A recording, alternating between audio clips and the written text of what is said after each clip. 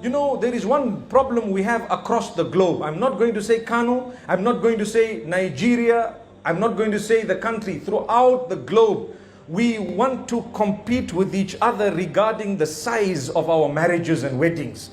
Not the marriage, but the wedding, the size. How many people? 20,000 people in that wedding. Look, my brothers and sisters, not everyone is wealthy. Live exactly according to your means and set a trend where people can follow a good trend. Keep it simple, down to earth.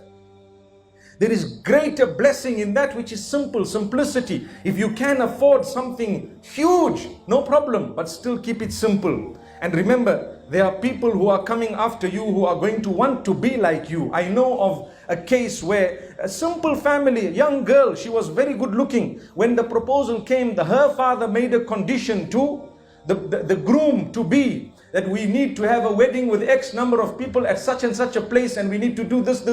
And the boy is thinking, gosh, I haven't even moved forward, and you're already talking about what exactly you want. What is the whole purpose of this marriage? Are you selling your daughter? Or what is it that you're trying to do here?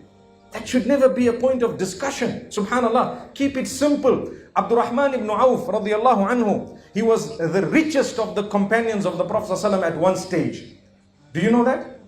In his early life, he didn't even let the Prophet ﷺ know that he was getting married. Not that he didn't want to say it, but when the nikah is ready, you don't delay it. So he got the marriage done. When the mark of perfume, or there was a yellow mark on his clothes, it was seen by the Prophet ﷺ. The Prophet ﷺ says, what is this yellow mark? He says, Tazawwajtu ya Rasulallah. I got married, O Messenger. How many of us, we would never speak to our friends if they didn't invite us to their marriages? Because we have lost focus from the sunnah of the Prophet ﷺ. We have lost focus.